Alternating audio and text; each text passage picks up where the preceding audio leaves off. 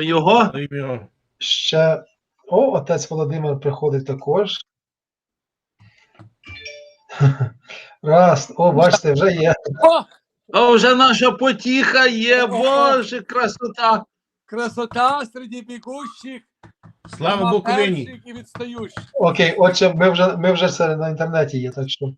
Отже, вітаючи вас всіх сьогодні, я хотів сказати, що цим останнім раз різдвяним вітанням, тому що понеділок буде стрітення Господнього, так? Ще стрітення, так. На стрітення Господнього ми вже не вітаємося не вітаємося цим вітанням, Христос рождається, так що зробимо це останній раз. Ну і, звичайно, в нас в храмі в Оттаві, я не знаю, як у вас буде, ми останній день, що роздаємо, останню неділю, що ми роздаємо освячену воду, знаєте, значить, йорданську. Ага, то в нас те саме, так.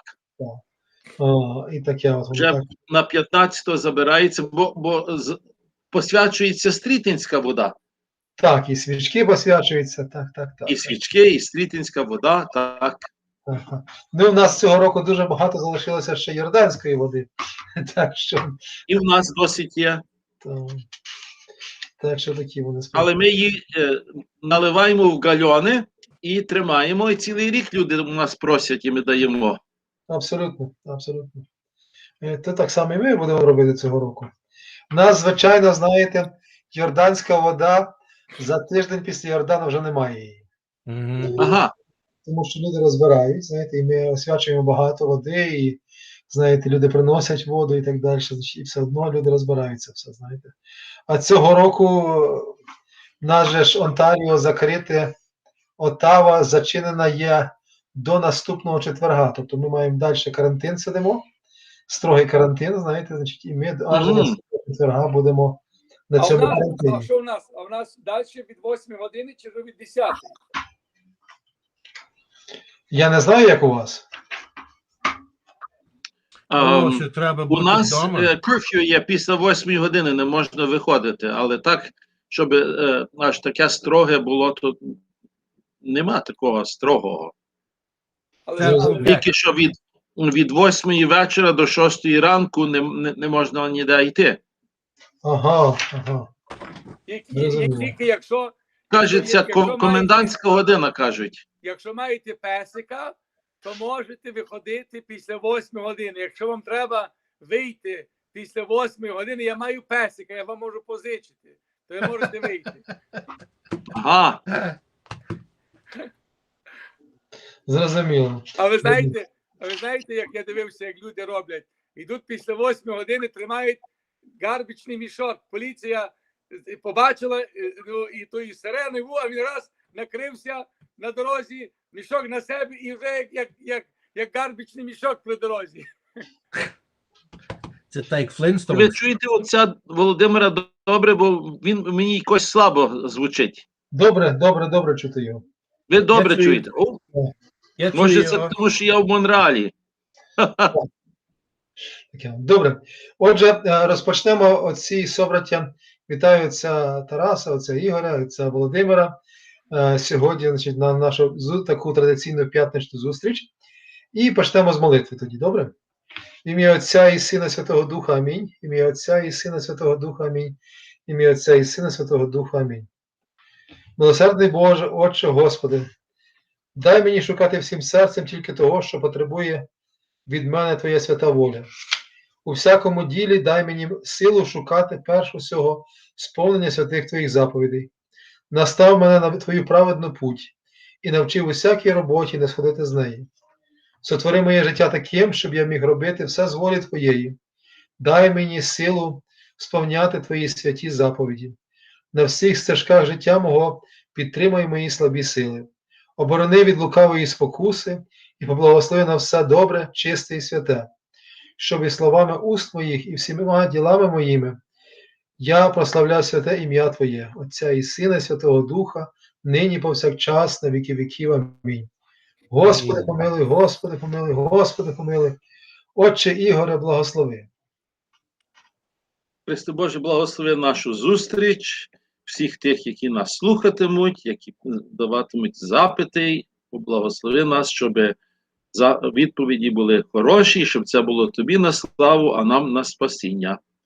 Ім'я Амінь. Отця і Сина і Святого Духа. Амінь. Ім'я Отця і Сина і Святого Духа. Амінь. Ім'я Отця і Сина і Святого Духа. Амінь. Христос рождається. Славімо. Славімо його.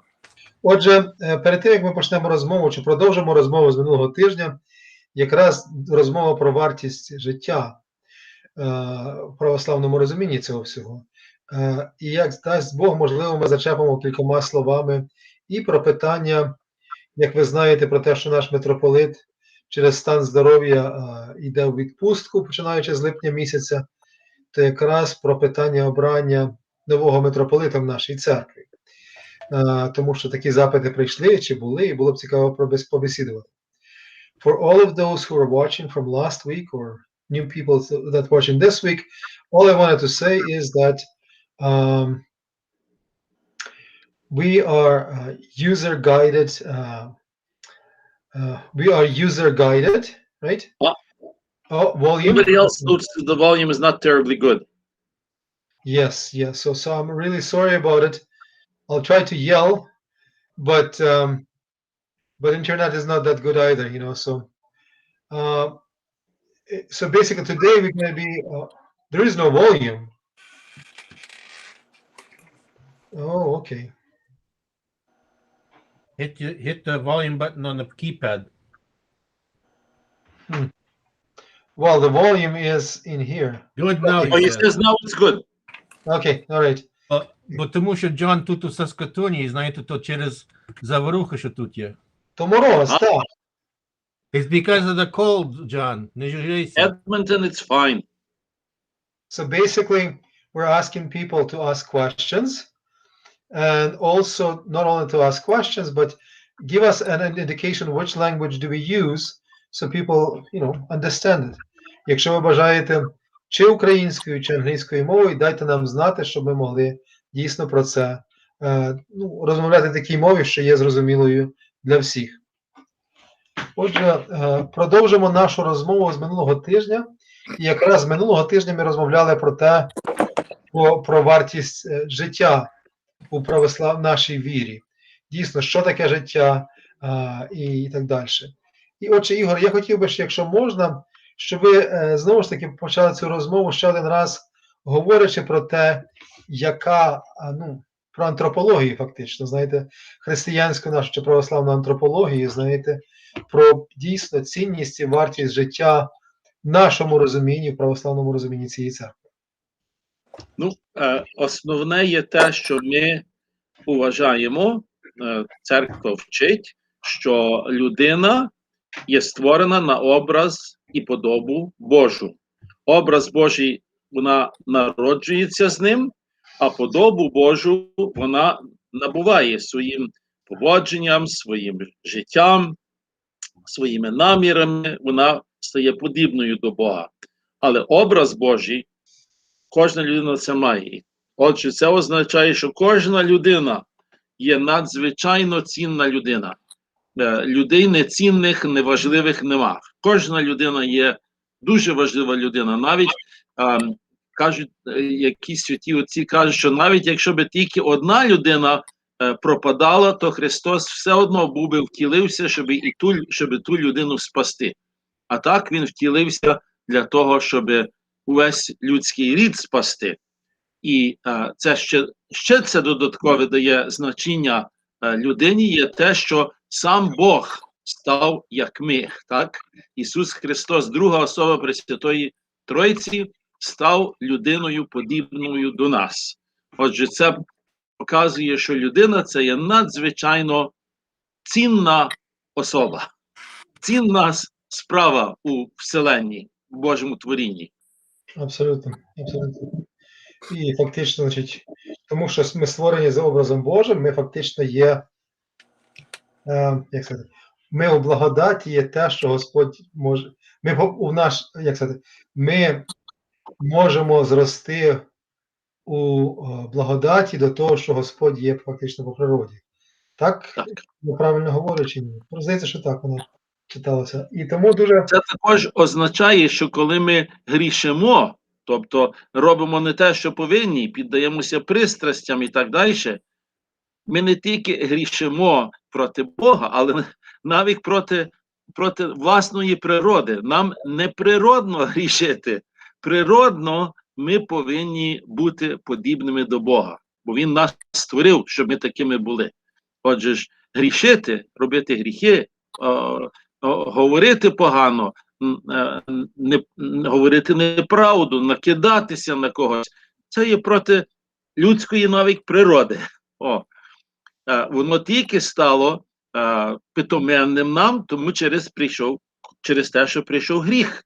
А гріх – то є знівечення природи. І Христос, власно, втілившися, дав нам змогу повернутися до нашої первісної природи, яка є подібна до Бога. Абсолютно. Це те, що наша церква вчить. Абсолютно. І отче Тарасе, отче Володимира,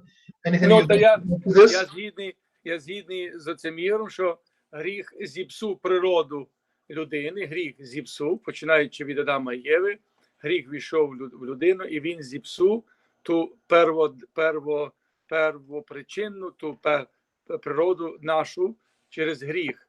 І, значить, цей гріх зруйнував нашу природу, але через пришестя Ісуса Христа, через його втілення, Господь, так би мовити, відновив цю нашу природу, яка, як отець Ігор розгадував, вона була, як кажуть, щоб, значить,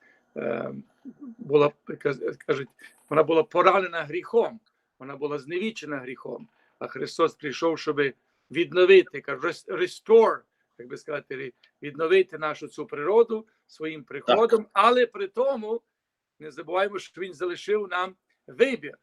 Вибір залишив, оцей вибір, де ми бо скажімо, гріх, він так само не тільки відлучає нас від Бога, гріх так само відлучає нас від церкви. І тому, якщо ми кажемо про покаяння... І також одне від одного. Він нас розділює. І навіть від самого себе. Гріх якраз є те, що нас розбиває нашу єдність з Богом, з людьми, з природою, з самим собою. Оце є гріх. Так. І якраз, власне, в тому якраз той покаяння, це той міст, той місток, який, як кажуть, єднає, повертає нас знов в обійми Бога, повертає нас знов в лоно церкви, повертає нас, єднає нас з тим джерелом, який тоді Господь, тоді людина знов єднається з Богом, єднається з церквою, єднається з самим собою і знаходить той мир, власне, той спокій в душі. І це якраз ціль і мета Христа, щоб, значить, зіпсуту гріхом людину знов її піднести і відновити той зв'язок людини з Богом, який був зіпсутий гріхом. So I just wanted to once again ask those who watch us, if you want it more in English or in Ukrainian, please let us know. Ми вже говорили, значить, дійсно про... Я отче Тарасе, вибачте. Sorry, отче Тарасе, go ahead. I just want to recap a bit for some of the people that are listening, Отче Ігоре, to follow on the theme of both Otec Dr. and Otec Volodymyr on the free will and the theme of the importance of a life, the importance of our life, that it matters to God, for that he loves each and every one of us, and where the free will comes in, whether we sin or whether we make the choice not to sin, whether we live a good life or we make the choice not to live a good life, where the free will, what Otec Volodymyr was bringing about. But the importance, I think, Otec Dr., what you brought up, that each and every one of our lives is a gift of God, first and foremost. And I think we can all agree in that. But here's something, I don't want to play devil's advocate, because I remember this is something that we were discussing in the college. And I think almost every priest has had to face a situation where there's been a suicide in the Hromada. And how we deal with the suicide, understanding the free will, of course, understanding that the life is a gift, understanding that we are to always place ourselves in God's hands. But sometimes it may be perceived, and this is what people will say, sometimes it may be perceived that the church is very strict.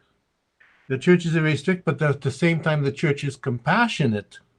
Now, where does the compassion come in? Because I remember even my blessed mother used to say, "Ти знаєш що, синку, то та людина, він хворів, чи він був слабий, при умі, he wasn't all there."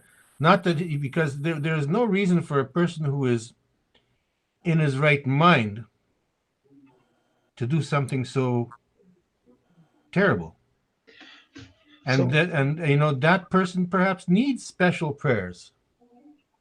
I mean, it's there becomes that delicate issue. I know what the church teaches, but I think that it's still important for us to have special prayers for those people.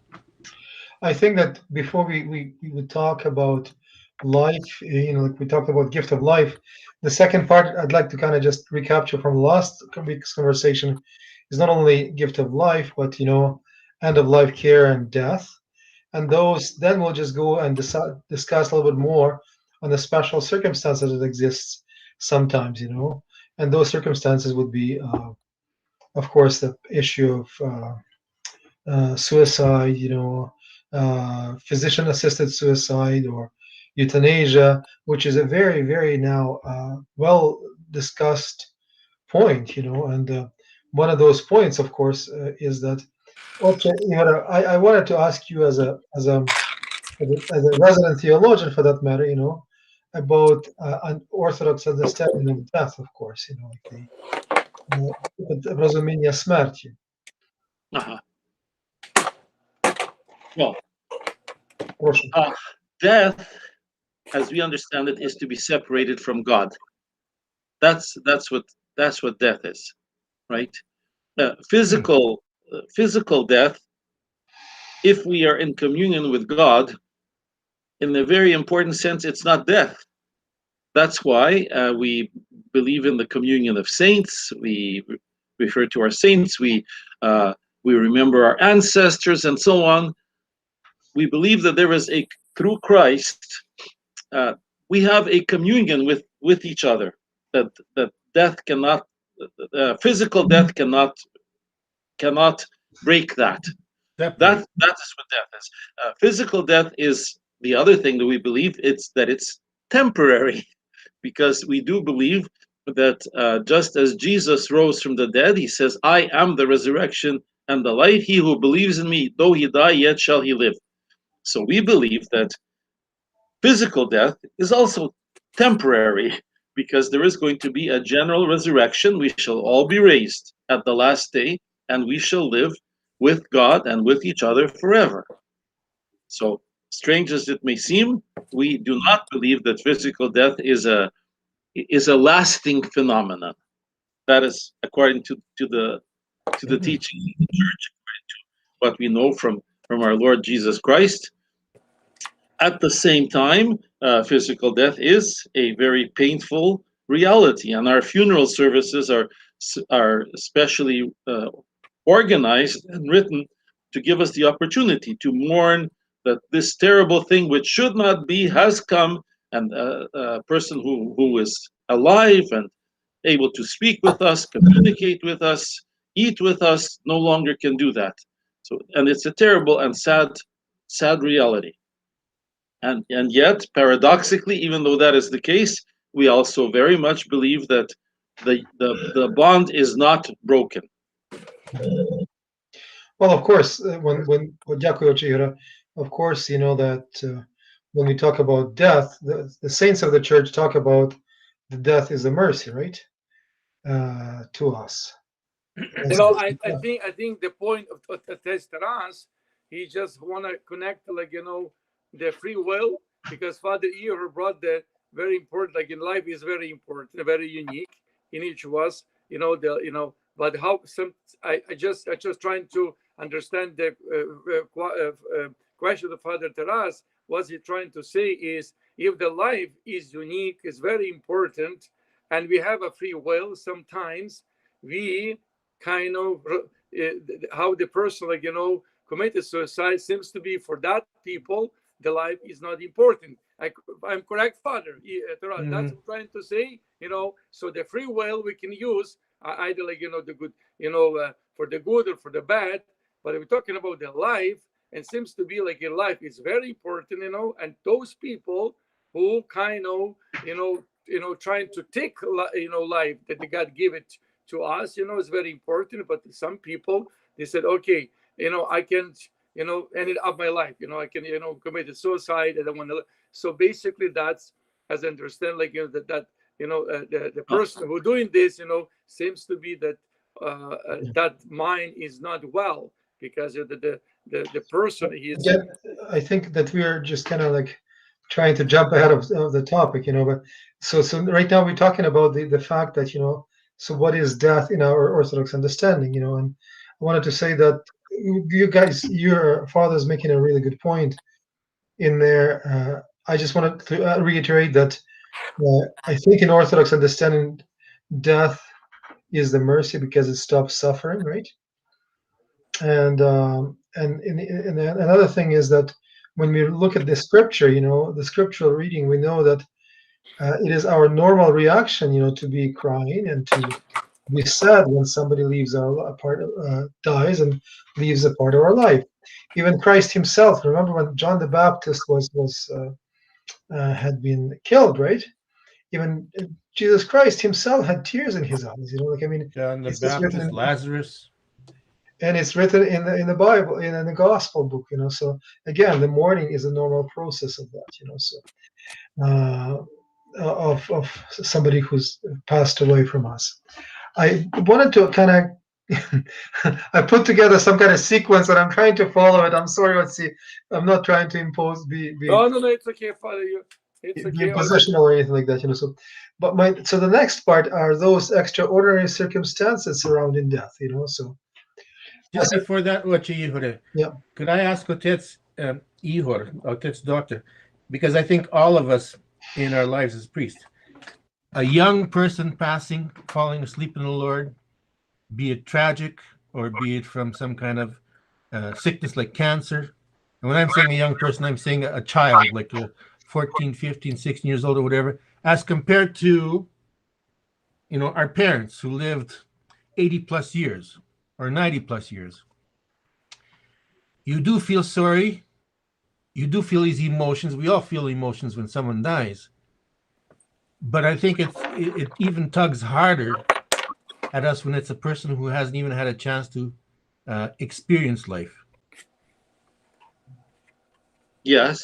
And it's harder to show compassion it's harder to give the empathy or the sympathy or the compassion to the parents of the child, because sometimes even we can try to be as best as possible, show the love that they require and the person they require, but sometimes it's just good to be there and just to be in their presence and pray. Yes, it is said that по-українському молода людина може вмерти, а старша людина, хвора людина мусить умерти, So the fact that a young person would die, that's a great tragedy. We don't deal well with that, for sure. But even older people, especially if they were close to us, our parents, our grandparents, some dear friends, even they, when they die, it's normal for us to feel painful, to feel pain and sorrow and mourning, and we are reminded that Jesus himself mourned. Before he raised Lazarus from the dead, it says that Jesus wept. The shortest verse in the Bible is Jesus wept. And when did he weep? Because he was confronting the death of his friend Lazarus. Absolutely. And having confronted that death, the next thing he does is he says, Lazarus, come forth. And he raises Lazarus from the death. However, one should know that that is only a temporary raising from the dead, because after a certain time, Lazarus would have to die again. But the reason he raised Lazarus from the dead was to show that God has this power to raise from the dead. That was the reason he raised him from the dead. But his weeping over the grave of Lazarus also tells us that that is the way God views death. God is not the one who creates death. He creates life. Death is brought on by our moving away from God. That's what brings about death. And by the way, you're talking about free will. I wanted to point out that at this point, we still do not really have free will. We have passions moving against us, all sorts of things moving against us. We become more and more free in our choices as we draw near to God. As we become more and more like God, we then we act and speak and think according to our true nature, the way God intended us to be. But there are many things that actually push us in the wrong direction. That's why we talk about sins of commission and omission, right? Because we find some. I remember once saying this to a class, and one of my students said, "But Father, I don't find myself free not to sin. I don't find myself free not to sin. I find that I am compelled. I'm pushed to sin." So, well, that's what salvation is all about: is to grow more and more free, so that we will not sin, so that we will do, speak, act exactly the way we ought to act in each and every situation. At this point, we do that to some extent, but we don't do it as we would wish to do it. And that's why we have a sense of guilt and so on. And guilt itself is a very useful thing, because it helps to guide us, to show us when we're doing something wrong, that we should not be doing that. This makes it more difficult, though, or Dorahiyotsi. I think this makes it much more difficult in today's freewheeling society as compared to even 40 or 50 years ago, where there was some sense of morals and values. Because in today's society, it's very anti-church or very anti-Christian today. There are strands of that, but it's not completely that way. There's still a lot of goodness in society. There's people still have a sense of, when somebody's doing something good, there is a sense that people are pleased with that. And when people do evil things, even though they might sort of admire them to a certain extent, but when they think about it, they don't really like that. That is not really considered to be something that is really good. No, it's what you're probably referring to is it's short-lived fame. We do something bad, we kind of it's cool at that point of time, but then it kind of goes away. Interesting point. It's really hard to hold on. Consequences. Yeah, absolutely. And the consequences are that if you keep on lying and doing bad things, eventually you become a worse and worse person. After a while, people don't want to be near you. People don't trust you. People are not comfortable around you. It's because we become what we do and say and think. It's a slippery slope, basically. When it is, it starts going down that slope, it's pretty hard to stop, kind of thing. I found so my last thing that I wanted to kind of touch upon this subsection actually is quite often when people lose someone who's dear to them, especially at the younger age, there's always lots of anger, at God, directed at God, right? Saying that, why did God allow this to happen? Yeah, why is this? Where is that God is? That it happens. So that's the questions that quite often posed. And before I will ask you to answer this, or see, before I ask you to answer that question, I just wanted to say that again, like I like to read. I like to read. Just that's the whole point. I like to read, and one of those things is that one of my favorite writers is Harold Kushner. He wrote the book called "Why When Bad Things Happen to Good People," and Yes. I think he talked about loss of his son. That's what prompted actually loss of his child. So I think it was daughter that prompted writing this book because daughter died at a younger age, and he was a rabbi, he was a believing person, he was tithing constantly. He was trying to live his life according to the scripture.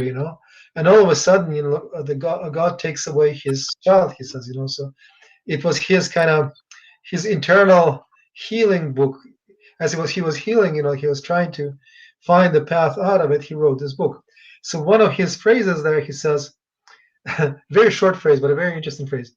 For all those people who wanted to go on believing, but whose anger at God made it hard for them to hold on to their faith and be comforted by the religion. So quite often, like we turn from faith, from genuine relationship with God, we turn to this religion, like where it's very prescriptive. You do this and you do this and you do this, and it's going to help you. And that's one of those things quite often that perhaps helps people in dealing with their difficulty. Отже, Ігоре, що ви скажете? Well,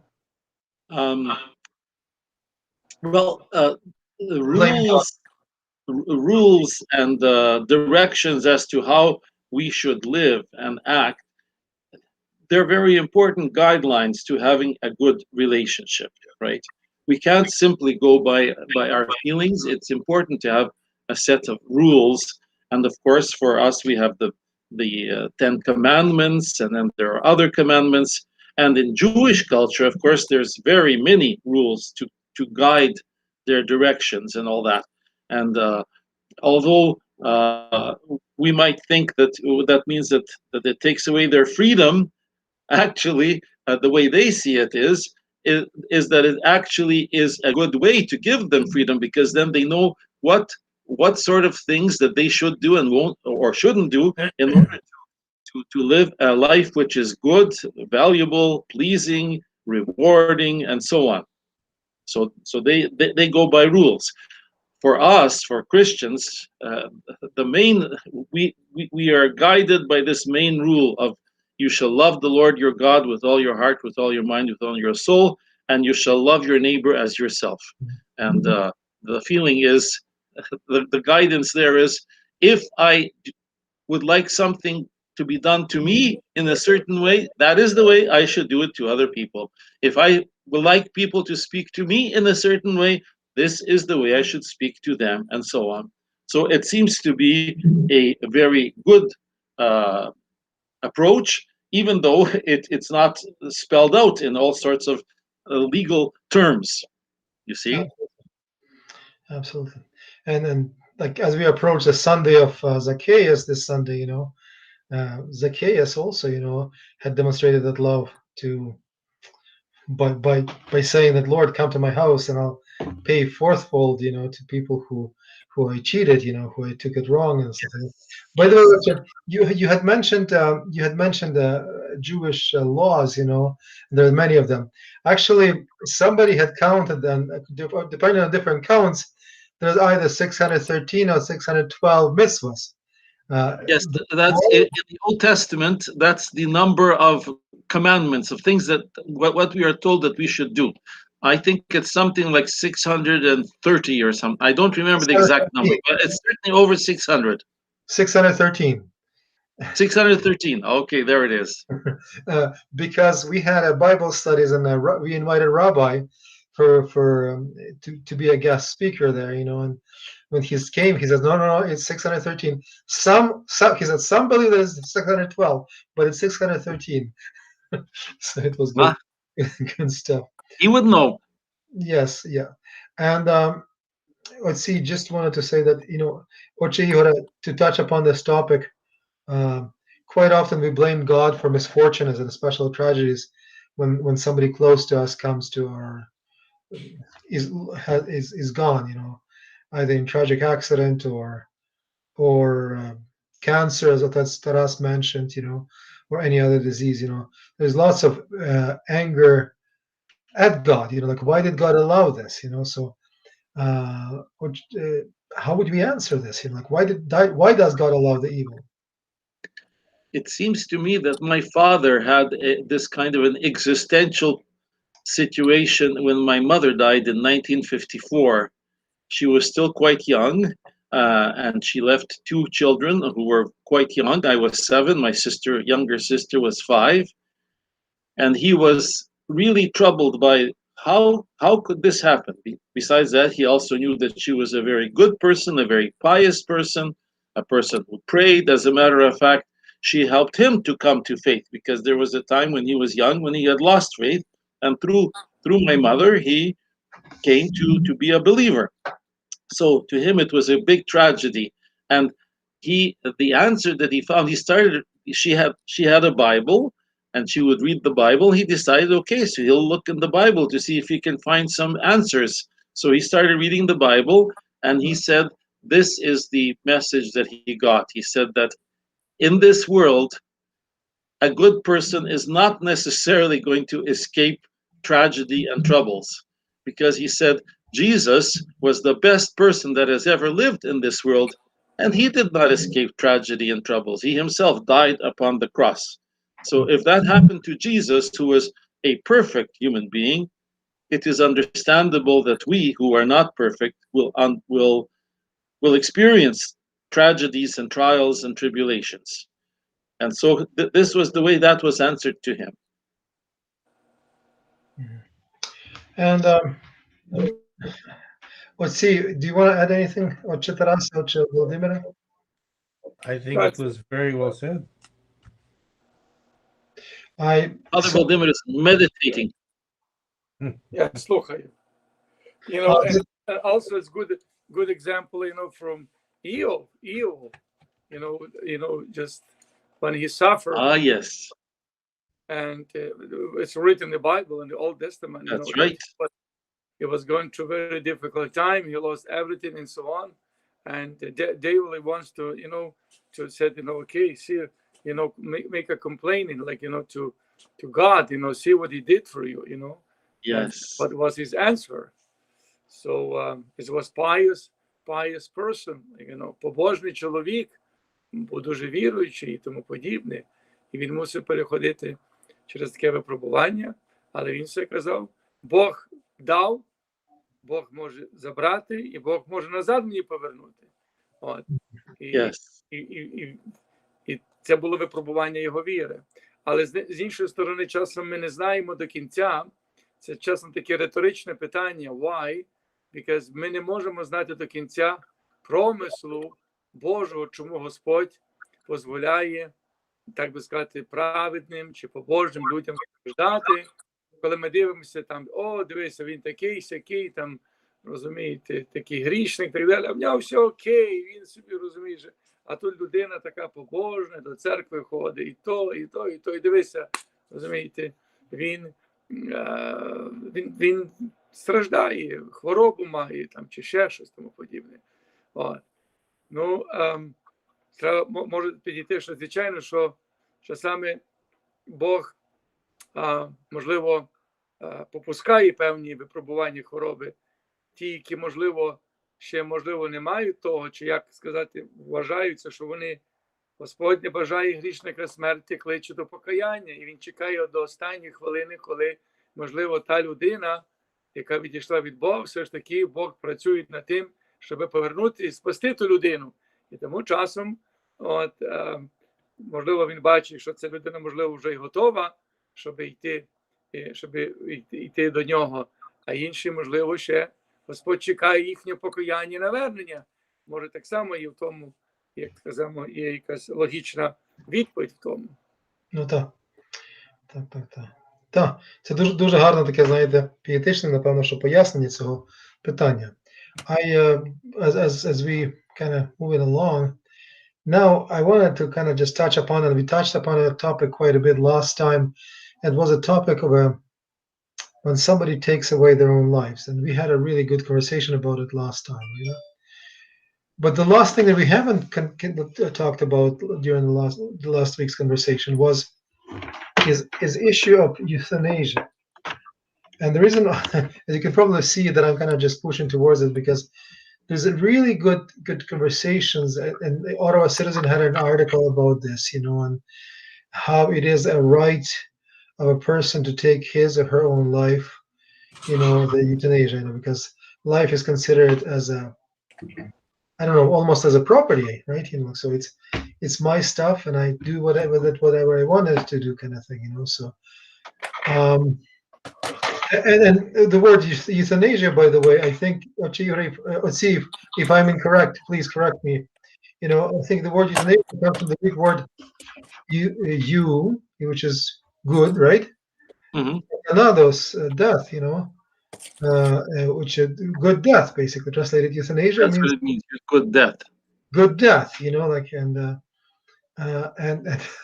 it's kind of interesting, almost moronic that word, the good, truly good death in a Christian understanding is the one that when a person comes in the spirit of repentance, in the spirit of purity, spiritual, moral purity, that comes in and saying, God, in your hands I give my life, Well, it should be always the kind of spirit that we approach this, but that we trust God, we trust in heavenly kingdom, and we are part of the heavenly kingdom because through the baptism, right? Like we're royal priesthood. We come into that kingdom and so on, and it's and yet those questions are posed quite often, and in some of the countries in Europe it was legalized sooner, right? Like I think in Netherlands and in other northern European countries, and I do believe that there's some euthanasia permissions allowed here in Canada as well. And the main arguments why people talk about it, and even in the Orthodox Church, well, I had that conversation recently, is that is the question is that I wanted to die with dignity versus not dignity, and I wanted to choose my own time, which is convenient for me, and lots of other reasons for that. I don't see a purpose of living anymore, so because I'm diagnosed with this terminal disease, so instead of suffering, I'd like to do this, and so on. So what does our church teach about those questions? Let's see. We do not think that it's appropriate for a person to take their life or to ask somebody to take it away from them. On the other hand, if it is a question of taking medication, to take pain away, to lessen pain, and the side effect of that would be that it shortens the person's life, that is not considered to be a sinful thing, because the intent there is to lessen pain, not to shorten life, but to lessen pain. And of course, in the Divine Liturgy, we do pray for a Christian ending to our life, painless, blameless, and peaceful. So to remove pain is a good thing. If the result of it is also that the person will die, that is tragic, but it's not the main thing there, because the intent was not to kill them, but to give a medication specifically to take a person's life away. That is considered to be an evil thing. We should not be doing that. Yeah. And the word euthanasia, actually, it's a misnomer. There is, a good death is what we say in liturgy: painless, blameless, and peaceful, right? Blameless, well, if I've given somebody permission to, and if they are doing it, then it's not a blameless death, is it? Because they should not be shortening my life, doing something that's specifically with the intent of shortening my life. Yeah. I also wanted to mention something about suicide. I've actually counseled a few people who were contemplating suicide, and I've told them, I think maybe I did talk about that last week. I don't remember. It's Anyhow, very, it's to very, say that, to say, you know, the idea of committing suicide in order to bring pain and suffering to an end is a very bad thing to do, because we believe that just killing the body does not mean that the soul is going to die, right? And the soul is the thing that that experiences even more pain than the body does. So in a sense, what you're doing by committing suicide, you are putting yourself beyond the reach of something that might still be able to help you and lessen your pain. If in fact one could be sure that, you know, you kill yourself and that's it, it's finished, there's nothing after that. But there's no guarantee of that. And the greatest philosophers and the religions of the world say differently. They say that there is life that goes on, and the quality of that life depends upon how we have been living our earthly life, our physical life, and also how we left the physical life. So to commit suicide, it might be, in fact, as I've said, sometimes it might be jumping out of the frying pan into the fire, you know, and there's no way out. You can't say, oh, I made a mistake, I gotta go back. Can't go back. The body that you were living in is now finished, kaput. You can't go back. You can't do it over again. So the best thing is to hang in there. Do the best you can. Make there's all kinds of things to calm us and to soothe us and to help us. Take advantage of those things. Don't do this terrible thing of jumping out of the frying pan into the fire. yeah. Well, when some people sometimes are not well, mentally sick, or That's mentally a different ill. story, yes. That's a different story. Yes, That's a different story. and how would you say it? And it's interesting, you know, that suffering. I guess some of the saints of the church talk about brings us salvation, right?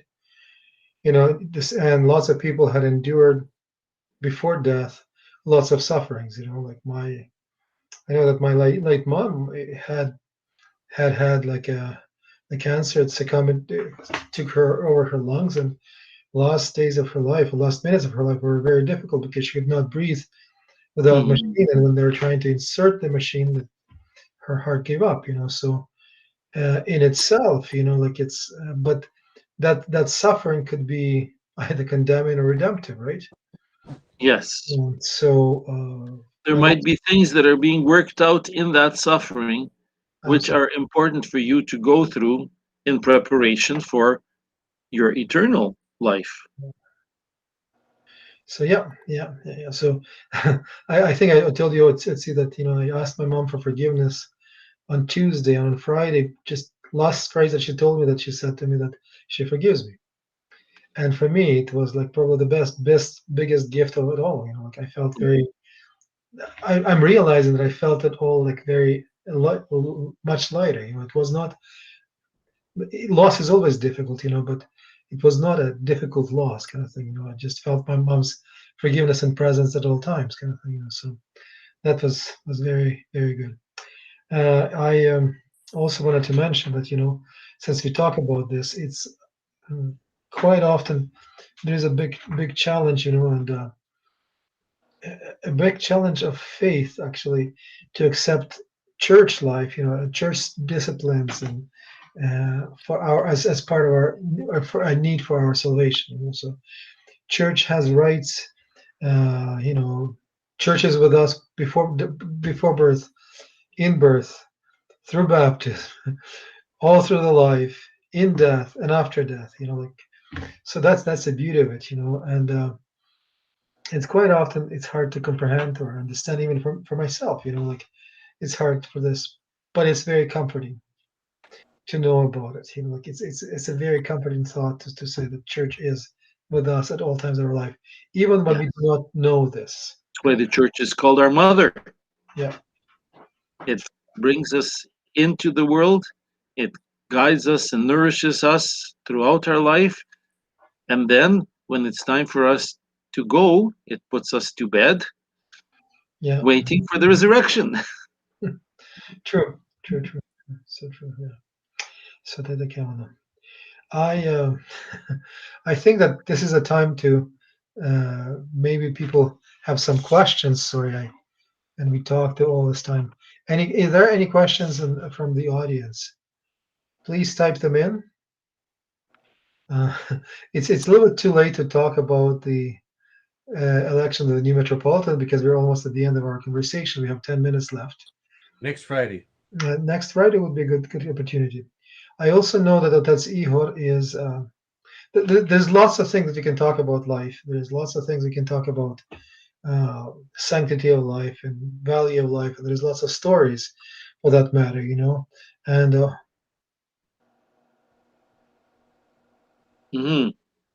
so, Oche, you can read the question from Ivan. Yeah, I see John Demke has said that a normal person would not contemplate taking his or her life, so to bury somebody in the corner of the graveyard to punish them, to me, is not right.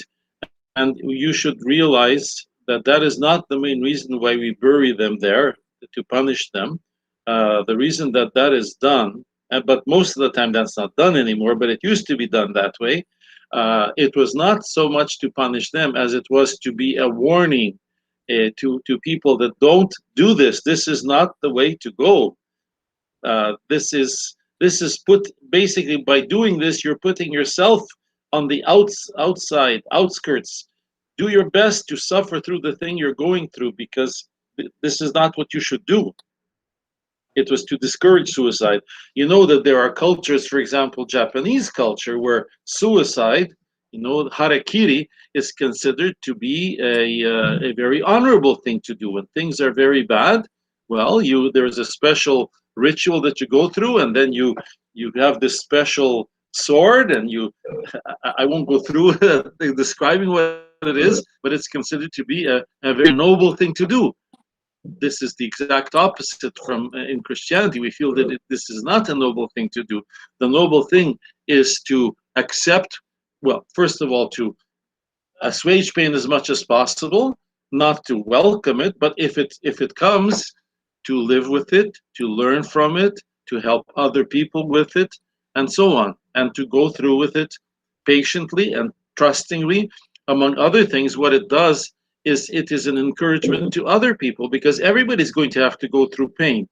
And if they can see us going through it patiently, calmly, helping other people with it, it's a wonderful example to other people.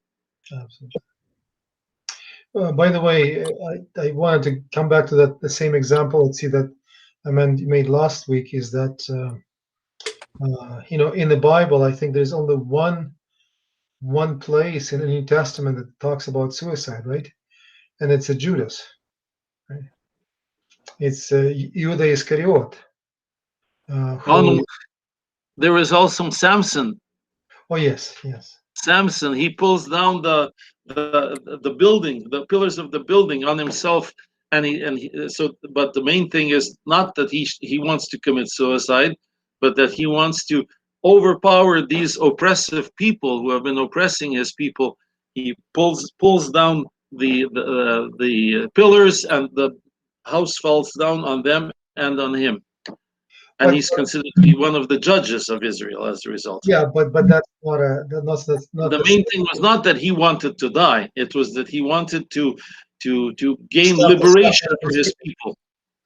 He wanted to stop the suffering of his people, basically. The suffering of his people, yeah. By sacrificing his own life, Yeah. And quite often that happens during the war times too, right? When one person gives up his life for the life of his brothers, And I think it's even in the book of Psalms, it's proclaimed as a good thing, But we can also look at Jesus, right? Some people say, well, look, that was a kind of a suicide. He was giving himself up for crucifixion. That was sort of suicide, but it really wasn't. He did freely accept to die.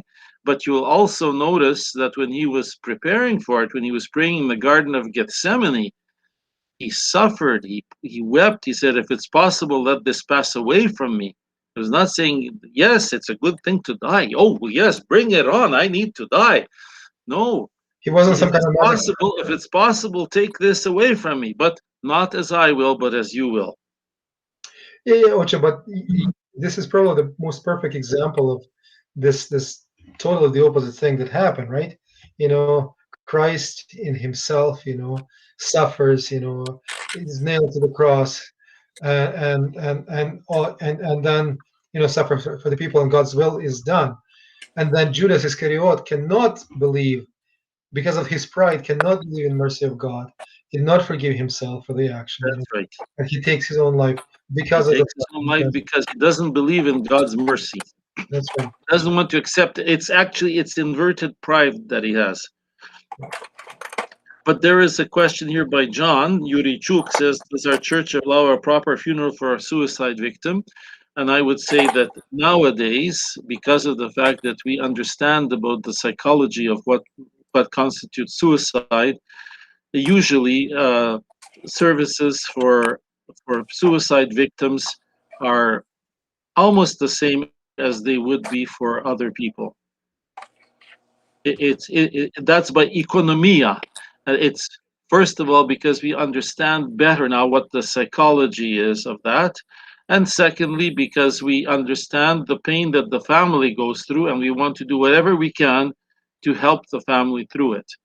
So to refuse to do a proper funeral for somebody who committed suicide adds to the terrible pain that the family is already feeling. So because of that, as an act of mercy, we do that. Now, the reason that that would not have been done in the past was not so much as a question of punishing the victim, as again, the same thing, to show very clearly that this is not what a person should do. This is not the way to act. We should not take our life away from ourselves. It is not up to us. We did not give ourselves life. We should not be the ones to take it away. God gave us our life.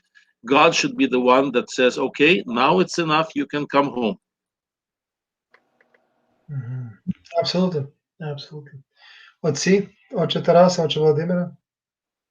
То я згідний з цим Ігорем, властиво, що в нас раніше в Україні, то люди, які закінчили своє життя в такий спосіб, їх хоронили поза цвинтарем, так би сказати, якраз і показували, що, от бачите, це ті, що ніби помирають, так як природнім, чи там, скажімо, коли смерть приходить і так далі, вони є, кажуть, в цьому місці, ті, які в такий спосіб, вони є поза. Але, як отець Ігор сказав, для того, щоб там карати, для того, щоб людям пригадати і попереджувати, чи вони хочуть бути в такому стані, чи вони хочуть, щоб бути якби поза огорожею, розумієте, десь на стороні, десь в куті і так далі, де будуть і інші дивитися, як буде, якби це нехтування, таке, знаєте, таке стан, таке від так би сказати, відштовхування, розумієте, от, в такому плані. So, it's interesting that, Ocha Tarasa, I'm sorry that I'm taking your turn. That's okay. Okay. I stirred the pot. The church, so Father Stanley Harakas, for the life of the world, in his book, he writes that church teaches that by bearing our suffering righteously and patiently, that is, with faith, hope, and even joy, we become the greatest witnesses of God's salvation in this world. Okay, nothing can compare with such patience, for the glorification of God in the midst of suffering and infirmity is the greatest of all offerings which person can ever make from his, her life, or her life of death. And then all saints suffered from this kind of infirmity. The greatest example is Christ himself, who suffered for our sin on the cross. And the Apostle Peter teaches us in 1 Peter 4:1-2, teaches us that, therefore, since Christ suffered for us in the flesh, arm yourself also with this mind, for he who has suffered in the flesh has ceased from sin, that he should no longer live the rest of his life in the flesh for the lusts of men, but for the will of God. It's kind of it's a long passage, but it's very interesting also. So ми, що є озброєні Христом, що озброєні Христом через таїнство хрещення, ми разом з ним є співрозп'яті у наших стражданнях. І цікаво, вертаючись до нашої відправи похоронної, то вона так побудована, що це якби пасхальна відправа. Воно так відображає, от якщо подивитися, це пасхал, як би сказати, сервіс, так би сказати, де показує народження, падіння, вставання і так далі, і веде нас. Навіть те, що співаємо на кінець, вічна пам'ять.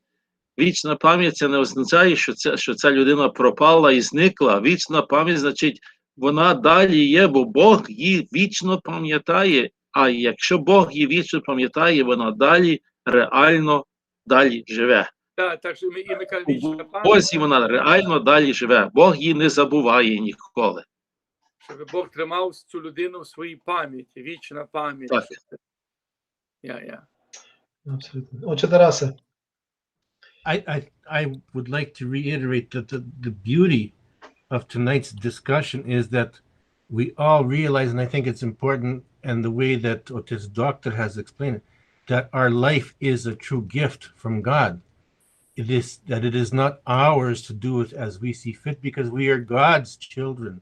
І так, як отець Володимир казав про похорон, як то похорон починається, як то похорон кінчається, it's for us to have the mercy of the soul of the person that we're burying. On the other hand, the free will, euthanasia is totally different than suicide. Euthanasia is one act being supported by another action. So there is not the person who himself or herself is taking their own life freely of their own free will, but there's another person or persons participating in this act.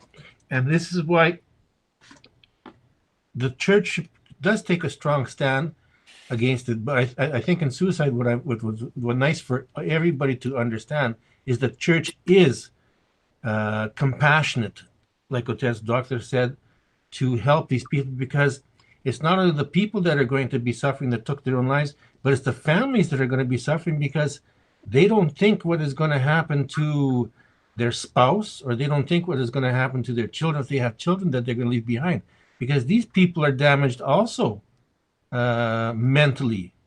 And this is where it takes a special person, a special priest, to do this type of counseling. And I hope I didn't offend anybody, but I wanted to stir the pot a bit, because it's something that we should not be afraid of talking about, especially in today's society. Indeed we should.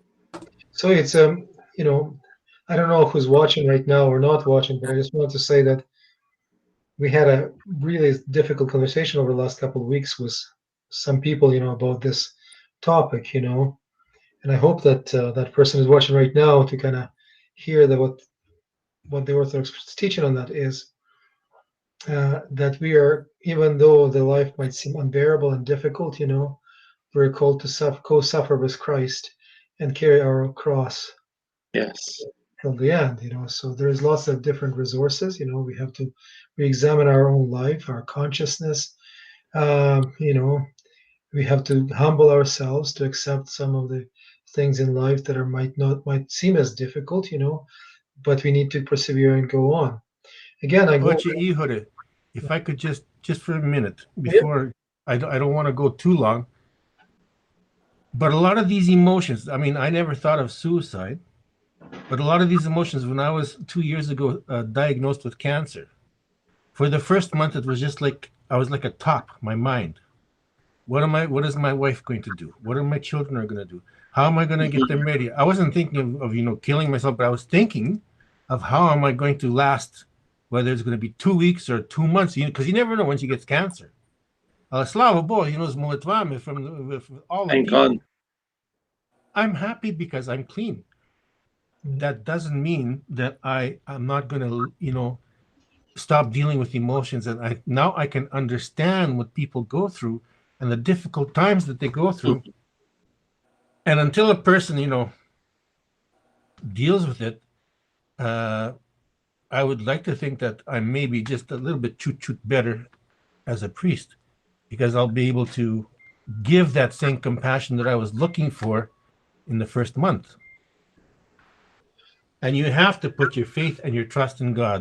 Like Otec Crouchko used to say, the only way to get through is to trust God totally. Yes. It's again, that the book of Father Stanley Harakas, and it's interesting, how those books, you read them at the college, they put them on the shelf and you almost forget about them, and then all of a sudden you take them out, and you start talking about this, It's like a light comes on. Aha. Yeah, that's exactly like eureka moment, if you were to say it, So again, look at the quote. It says that the Orthodox Church believes that to elevate euthanasia to a right or an obligation would bring it into direct conflict with a fundamental ethical affirmation that as human beings, we're custodians of life, which comes from the source other than ourselves. From the source other than ourselves. So we don't will to get our own life. You know what I mean? That's the thing that we want to understand. We do not create ourselves. Yeah, we do not own God those. creates us, and then after that, we work together with Him to make ourselves the kind of people that He intends us to be. So that's probably the only thing we cannot own is the life. We can, own the processes to help our health. We can own the oxygen around us, a car, or material possessions and stuff like that, and so on. But this is the only thing we cannot impact or own at all in our life. So it's very, very important moment to remember. Furthermore, he says, furthermore, the immense possibilities not only for error but also for decision making based on self-serving ends.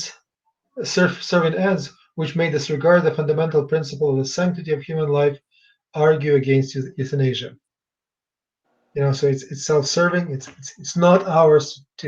It wasn't ours to take to be given. It was given as a gift. And ours to remove. To remove. Yes. That's right. So.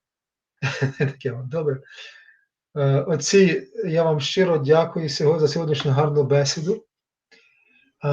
Дякую. It was for me, it was very much self-servant conversation because I had struggled with that conversation for the last couple, not for myself, but I had some discussion with some people, and it's really difficult to talk about this, and your support today is very much welcomed for this thing, so. Дуже щиро вам дякую і закінчимо молитвою. Отче Декане, ви скажіть молитву, будь ласка, отець Тарас поблагословить. Во ім'я Отця і Сина і Святого Духа, амінь. Во ім'я Отця і Сина і Святого Духа, амінь. Во ім'я Отця і Сина і Святого Духа, амінь. Богородице, Діво, радуйся.